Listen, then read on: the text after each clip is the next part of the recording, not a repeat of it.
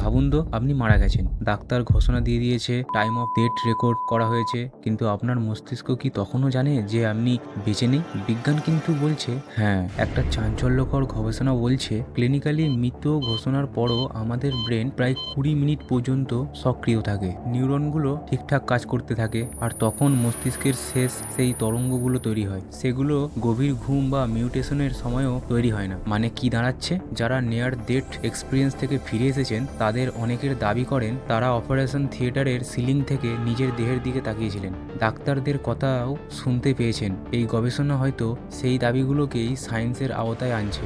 আমরা যখন মৃত তখনও আমরা হয়তো অনুভব করছি আমাদের চারপাশে কি হচ্ছে। তারা বলেছেন নিজের দেহের বাইরে থেকে নিজেকে দেখেছেন, পুরো পরিবেশ অনুভব করেছেন। মৃত্যুর শেষ মুহূর্তে কি সত্যি সারা জীবনের স্মৃতি ভেসে ওঠে চোখের সামনে, নাকি এটাই সেই পথ যেখানে আলো দেখার পর আর ফেরা হয় না? তাহলে মৃত্যু কি শুধুই শেষ, নাকি আরও কিছু একটা জানালা খুলে দেয়? আপনার কি মনে হয় কমেন্ট করে জানান। আর এই এমন মাইন্ড ব্লোয়িং টপিক দেখতে চ্যানেলটি সাবস্ক্রাইব করুন, পাশের বেলটিও ঘুরিয়ে দিন।